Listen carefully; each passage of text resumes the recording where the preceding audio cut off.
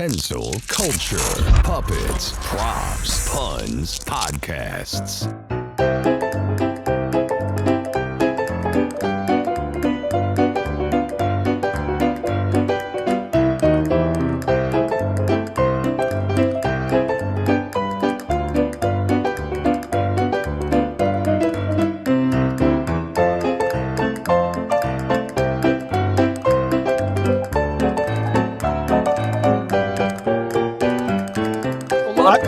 I'm still trying to make an 8-track work. Okay, I have a couple 8-tracks. Do you have When I came out with my first album in '79, I was trying to sell them everywhere.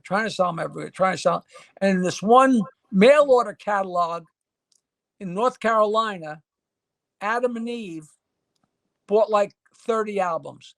Now there's some huge conglomerate, 3 city blocks, girls' lingerie and all that shit out in Los Angeles. But this was a little mom and pop mail order.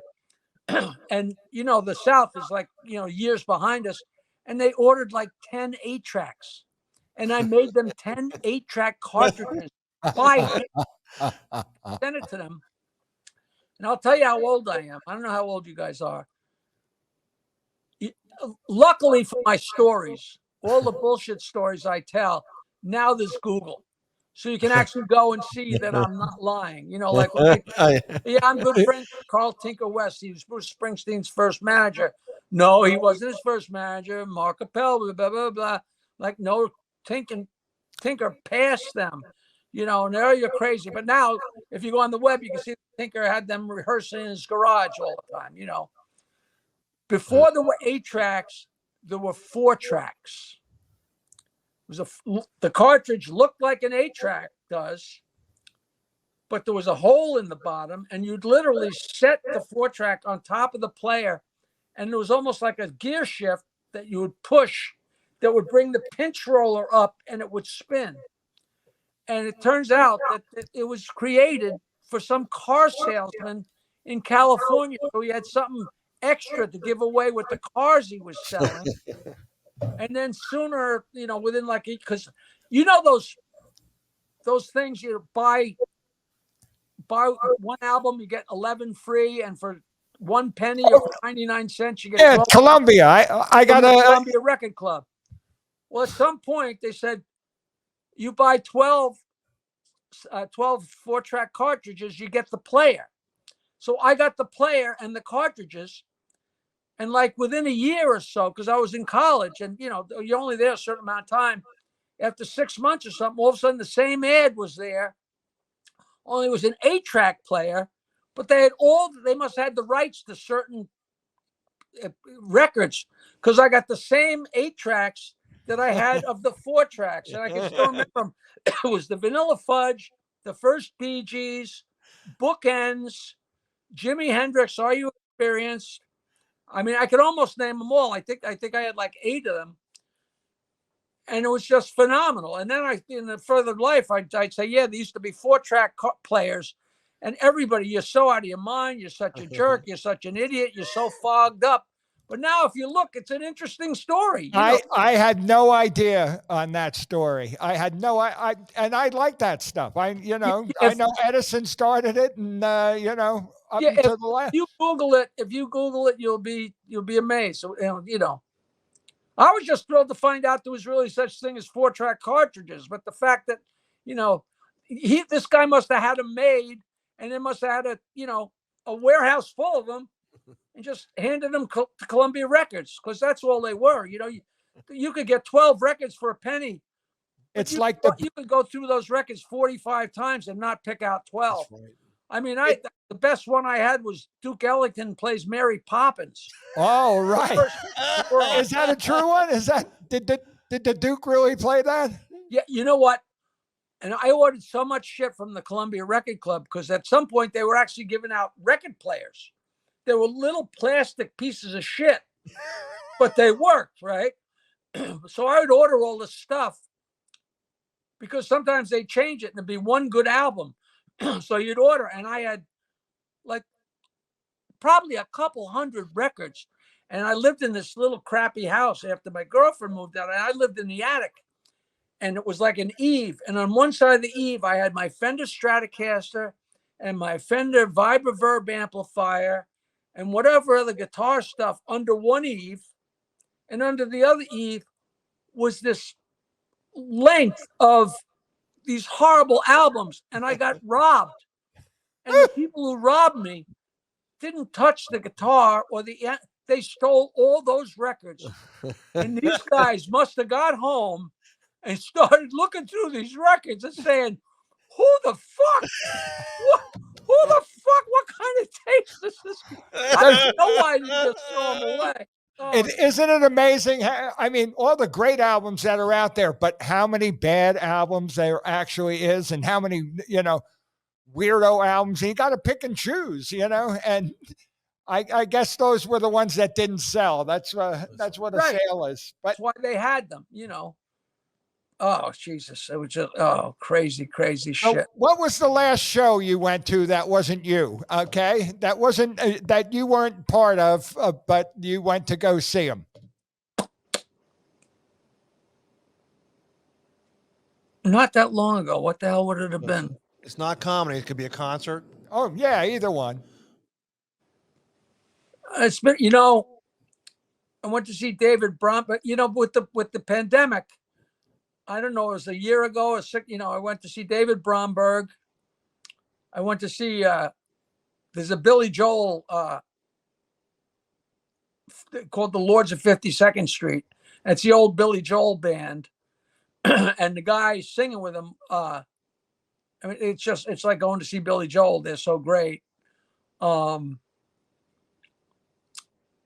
have I seen? I just don't go very often. We're in the business. That's why, I never go to comedy ever. How was David Bromberg? That was he was weird this time out. I saw him this time out. Me and my brother, and he went on tangents and stuff. Yeah, but I love that. I didn't see him this time. My sister and her husband saw him this time. I saw him the time before, and he came through. I'm trying to think who I went to see.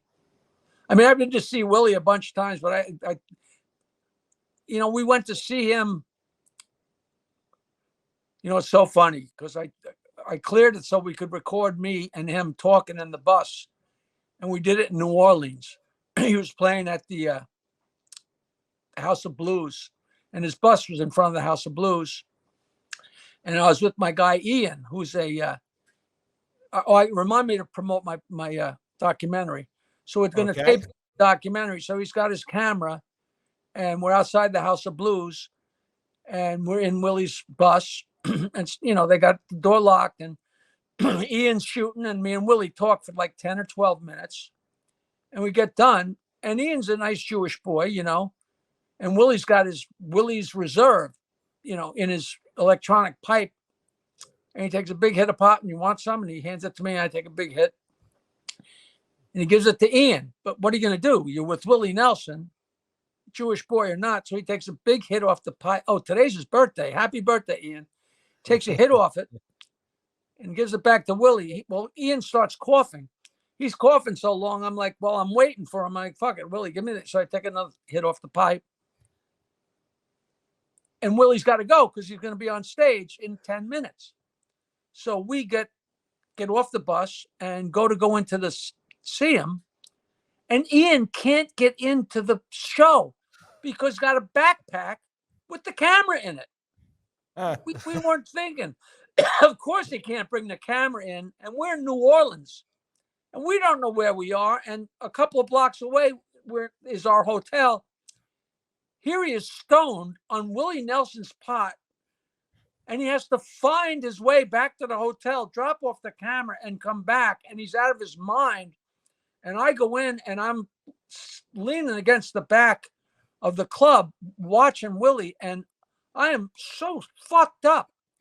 And here's Willie, who just smoked the exact same pot that we did, and he walks out on stage and does a flawless 75-minute set. And finally, Ian comes walking back in. He's like, "Oh man," he says, "I don't know how the hell I think." I said, well, look at him. He's up there doing his show, with smoking the same. Oh God, just phenomenal, crazy shit. So that is like, you have touched a lot of the icons, okay, of my generation, and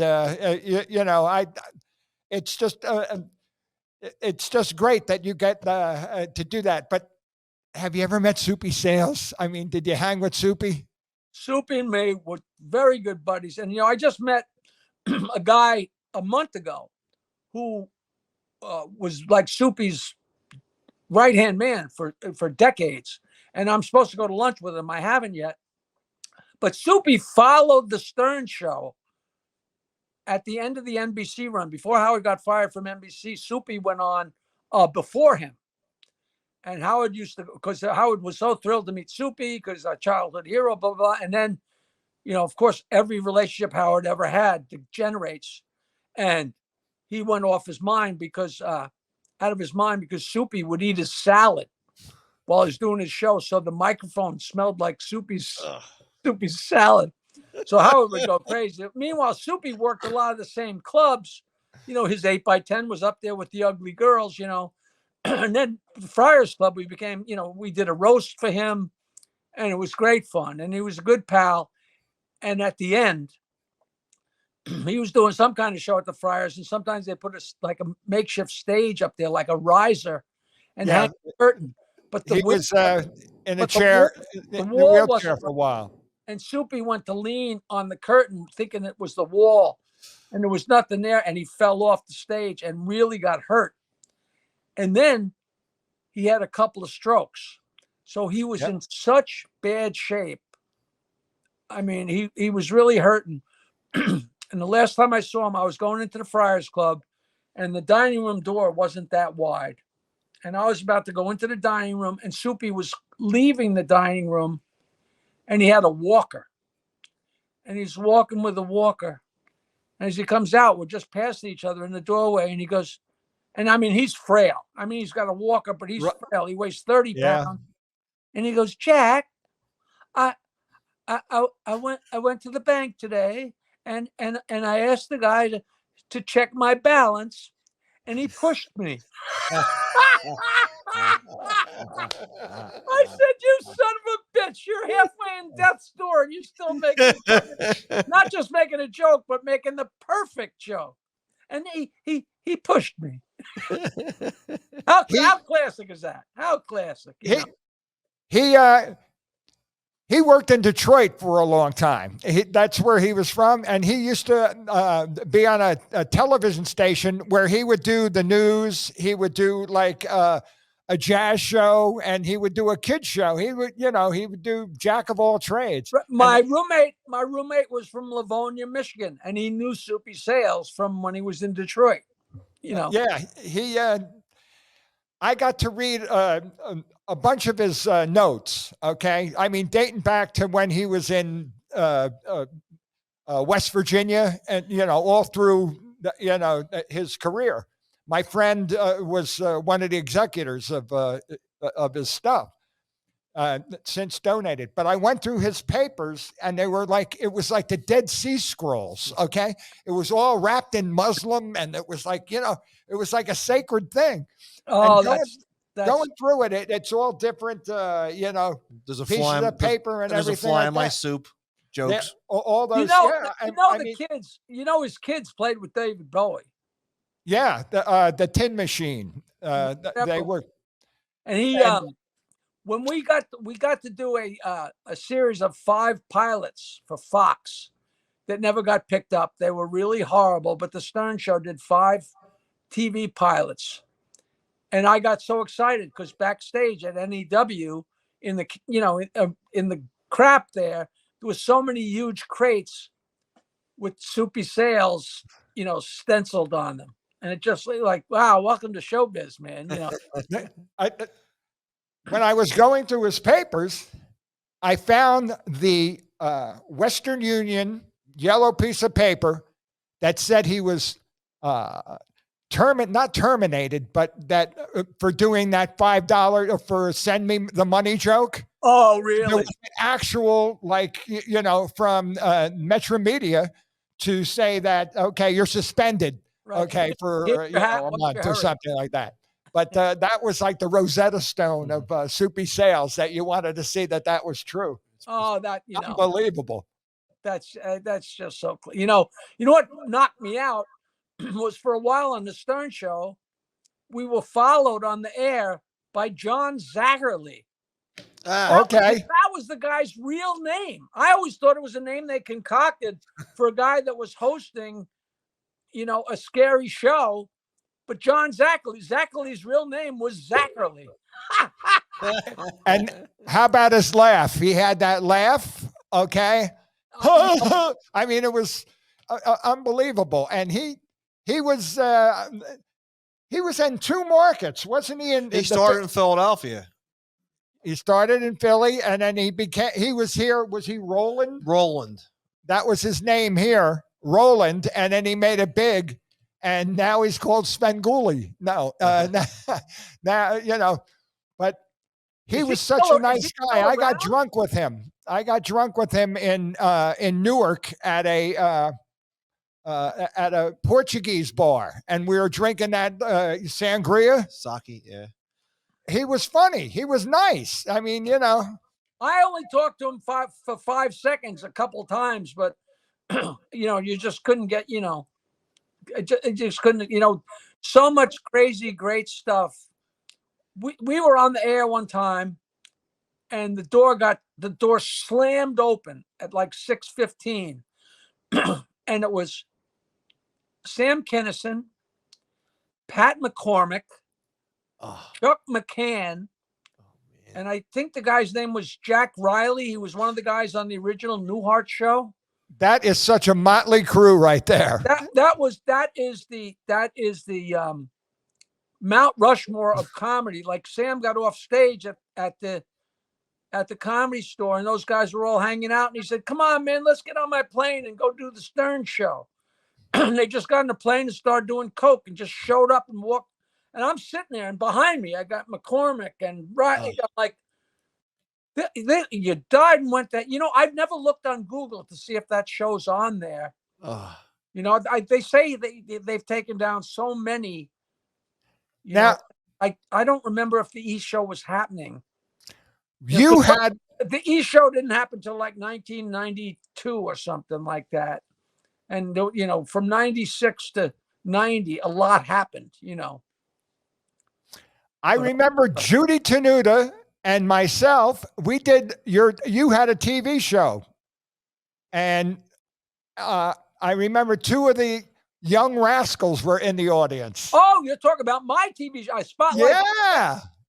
Oh, yeah. Eddie Brigatti came with his brother, David Brigatti.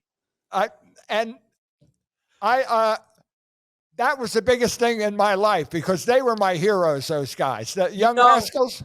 It's so funny, because I swear to God, an hour before I was on the phone with you, I just texted Gene from the Rascals, because I just read that him and Felix are going out. So I said, you know what? I got to do this. I bought Gene's book. It's funny, because I got to be good friends with Gene. I got to be good friends with Felix, and I got to be good friends with Eddie, but they all hated each other so much. But the only one I didn't meet was Dino. I think I met him in passing once, but Felix, I used to just bury with jokes. And Eddie that shocked the piss out of me when he showed up at those shows. And Gene was a huge joke fan. So he would always be trying to tell me jokes I hadn't heard. I met him. Do you ever do the Joey Reynolds show? Do you remember Joey Reynolds? He was in Philly for a little bit. Yeah, no, Joey Reynolds followed us after Howard got fired from NBC, but he's the original shock jock, and he'd been around forever. And he had a show from midnight till 4 a.m. for years and years and years on, was it WABC, WOR. And I met so many people on his show. God, it was unbelievable. And he's still around. He's still such a character. But Gene came on one time, and, childhood heroes. You can't believe that I'm sitting there on the Stern Show shooting the breeze with Leslie West, and I'm pinching myself, I'm sitting there writing horrible things for Howard to say to James Taylor, who's sitting knee to me, right next to me. And then he played like 4 songs. I'm sitting there knees to knees, and he's singing Carolina in my mind. And I'm like, did I die and go to heaven? What the fuck is up here? That's showbiz, baby. All right. And you had your finger on the pulse of it. Think about the good taste that you had and the people that you got to hang around with. It's, I never ever, I never got used to it. I was very sneaky, which and Howard was besides being an egomaniac and being rude, these people would come on the Stern Show and they really didn't know what to expect. So when they came into that show, they were like a deer in the headlights because they don't know what the hell's going to happen. From what they've heard, there's a bomb's going to go off behind them. So they would lock in with Howard. Of course, Howard would never say, oh, this is Fred and this is Jackie, because he doesn't want them to say, well, what do they do? Oh, they're my writers. They're making me funny. Like we would just say part of the woodwork. So I would have Steve Grillo get me the contact information for the guest. Mm-hmm. So Clarence Clemens, Roger Daltrey, Diamond Dave, what's his last name? Diamond Dave from Van Halen. Branford Marsalis. So many of these guys came on the show, and then they wound up coming on again. But I would send them my CDs and my jokes and my joke machines, et cetera, et cetera. And the next time they came on the show, they would forget that they never met me. So, like Clarence Clemens comes in the show and says, "Hi, Howard. Hi, Jackie." And like Howard's like, "What the fuck?" And then I'll never forget this because I got up to take a leak when we took a break. And I came back and Howard was sitting back in his chair and he looked a little annoyed. He said, "Yeah, Clarence is telling me how they stay up after hours after the band gig, listen to your CDs, how funny you are." And I could see that was just, and Clarence like, "Yeah, Jackie, you're the funniest motherfucker, man." And I walked in one time and I had sent my joke machines to Roger Daltrey, and I guess he has salmon farms in Scotland. And you sit there and watch the fish and listen to the joke machine. And they had little cassettes in them. And I walked in the first. That's when you know you made it, baby. That's when you know you made it. I walked in and Roger Daltrey says, "Mate, I got to have more tapes. I'm wearing out your tapes." And Howard wanted to fucking kill me. But and that's what I did with Willie. I sent all my shit to Willie, to the bus driver. They're on the road. They're on the fucking road. They live for. Leslie West said on the Ringo tour, on the plane, they were playing my Dirty Joke CDs. The guys are going fucking wild, That must be that must be to entertain when you're not really there. It's such a beautiful feeling. It's Flo from Flo and Eddie, the Turtles. He still goes out. Eddie is sick. I don't think Eddie might have passed away, but I know Eddie's ill. But they've been going out forever, and they do the Happy Together tour. They used to work for my friend Toby, but they could do their own tour after a while. And they were out a couple of years ago, and Ian and me were out shooting for the documentary. And he came to one of my gigs and shot the whole thing and shot me eating chicken and blah, blah, blah. And he put the camera away. So me and Ian are driving back from, it's such a weird name of this town in Philadelphia. You would definitely know what it was. What the hell's it? I don't know. Manayunk. They have a very odd Conshohocken. An odd little entertainment space. But we're coming back and the phone rings. And it's Flo. It's Mark Volman. He said, "Jackie, I'm here on the bus. We're on tour, and I'm with the Cowsills, and I'm with 3 other groups. A, B, or C. Pick them at random. We're on the road, and we need a couple of jokes to wake us up, man." So I'm on the speakerphone, and he puts me on the speakerphone on the bus, and I'm killing like 3 or 4 oldies groups.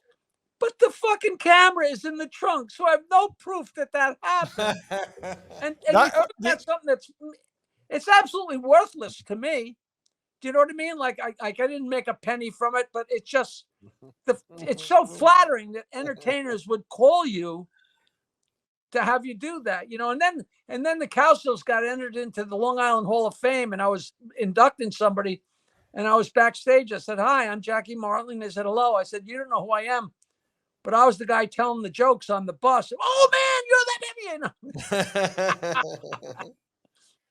Jackie, do you remember a room in Ronkonkoma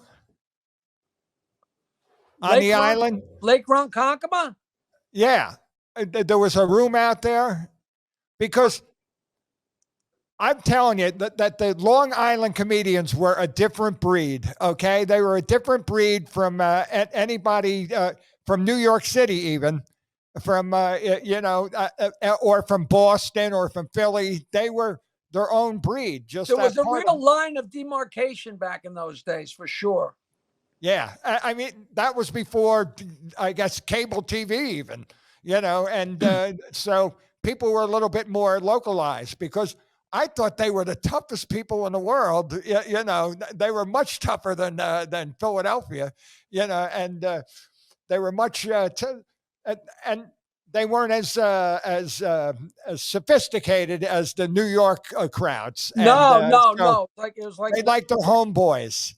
yeah, it was night and day, you know. How about And, Dave well, Hawthorne? I live Dave in Hawthorne. I Have you live in heard from him? Nassau. If you go 10 miles east of Nassau, you're in Alabama. You know, at least that's how it used to be. Hawthorne was just here a couple of weeks ago. He came for Christmas. Yeah. I how is he doing? I have no. He's writing, he's directing and starring in plays out in. They have their own little play group and their own little theater out in Los Angeles and Encino. He's He just did a the character. He's a great character. he did the best Georgie Jessel. Remember, he would do Georgie Jessel, and he would do. Everybody he did was dead. Walter Brennan, Georgie Jessel, Ed. Dead. They were ancient. I loved it. I mean, that was they my were 40 years ago. yeah. I mean, and it was. I was just wondering about him. He was. The people that saw him still can quote from his act.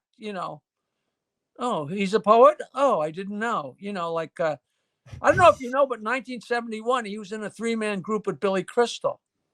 Yeah. Okay. There was. They were supposed to go to the moon, and then a guy told Billy Crystal, "You could be a big star. You got to dump these other two guys." So that broke Hawthorne's heart when we saw him. When we started working with him, his heart had been broken for 8 years. So, but he's a great character. I'm not sure what club was in Ronkonkoma, but there are a lot of clubs out there. Bohemia, and Dave was he was an actor. He was like, he had acting chops. He was like Woods had that. Yeah, definitely. Definitely. Bobby Woods. Jesus. What was that movie? What was that movie that all the Rider PI? Rider PI. Oh, I went to the premiere of that. Oh. You're the voice of the robot? Is a famous, huh? You're the voice in that. Yeah, I was the insult voice when a fat person wanted to take something out of the refrigerator. Jim Myers was in the movie, and so was his 7-year-old son. And Myers said, "You know what? How often am I going to get to be in a movie with my kid?" So he booked a limo to go to the premiere. And meanwhile, the premiere was only at like I was out of town, but it was at some little, 7. It was a rinky-dink theater. Yeah, a Cineplex. Yeah. But Myers gets a limo, and him and his kid go to the premiere of the movie in the limo. And he said, "Jackie, the movie was so fucking bad, it was worth renting the limo, so we had tinted windows on the way home."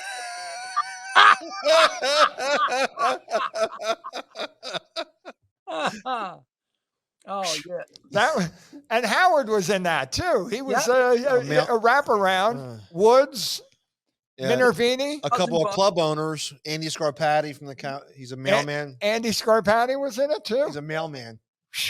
Yeah, they put everybody in. Mulrooney and Nelson, and there's still the poster was done by a Mad Magazine guy. You ever see the poster? It's beautiful. So Jack Davis or one of those guys.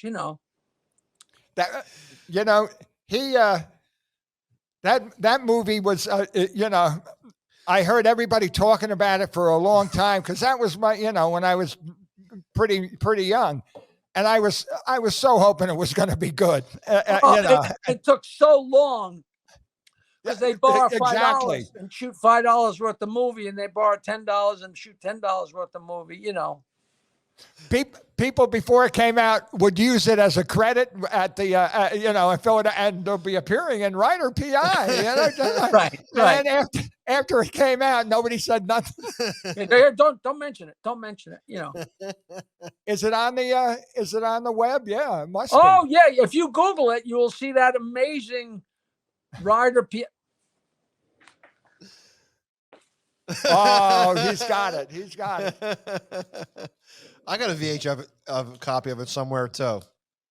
Of Writer PI? Yeah. I think I sent away for it. It was like $3. You know what? It's right here. It's a red box, right? I think. Yeah. It's right here, but I don't know where. Writer PI. Well, our engineer has given us the wink, okay? Meaning that we have to wrap up. So because my documentary is called Joke Man. Joke Man. And it's going to be distributed by Random Media. It's going to be on all the places. We're probably going to make it really cheap because I don't care about money. I want people to see it. I don't care if it's $1.99. You might be pleasantly surprised. Penn Jillette's in it. Willie Nelson's in it. Mark Cuban is in it. Wow. I got that. We got to do this again. I'll tell you, my connection with Mark Cuban is a whole story too. And it's very interesting.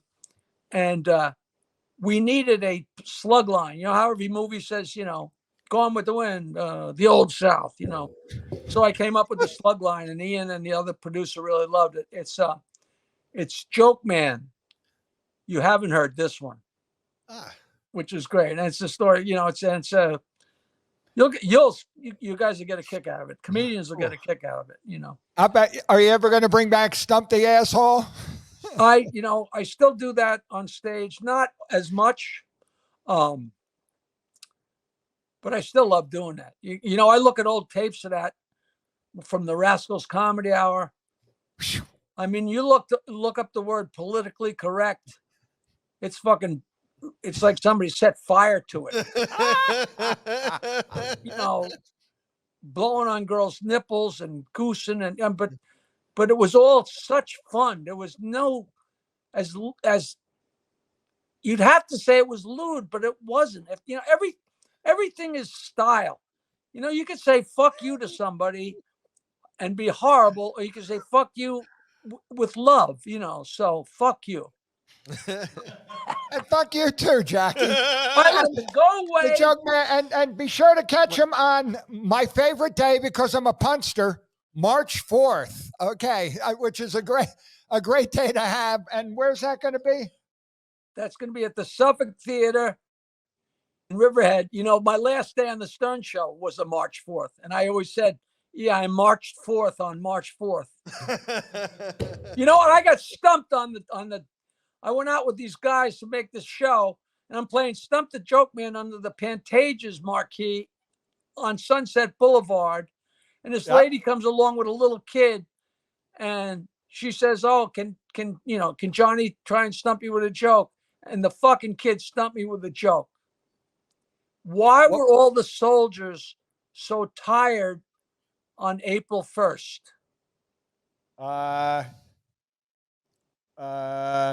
So right away, what are you going to? Right away in your mind, April Fool's Day, April Fool's Day. Yeah, that's what I'm doing. They just got done with the day march. Third day of March. Here's his new closer. I kicked the kid in the chop. That's my new closer. Whew.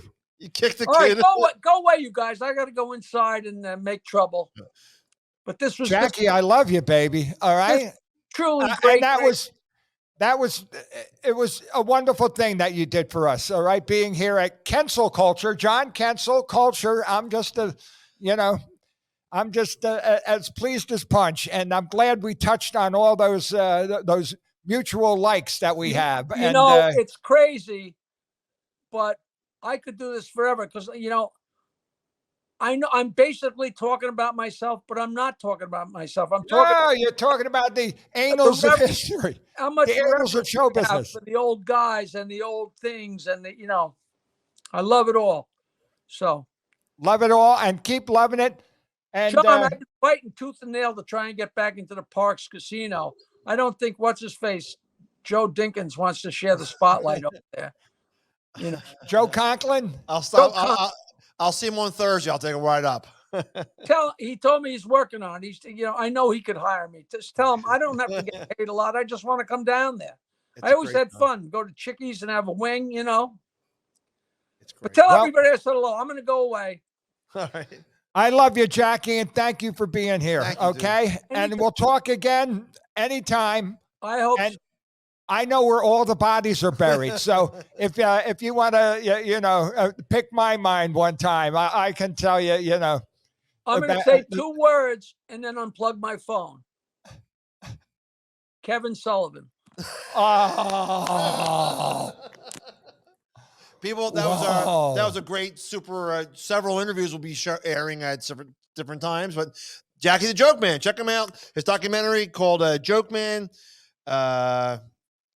Very interesting. Oh my God! And knows about his show business, and that was very intriguing. I think that we hit the right. Yes. I think that we hit the right buttons. Okay, and this is the legendary Wit and John Kensil saying, "Tune into Kensil Culture. Subscribe on YouTube. Thank you for watching us."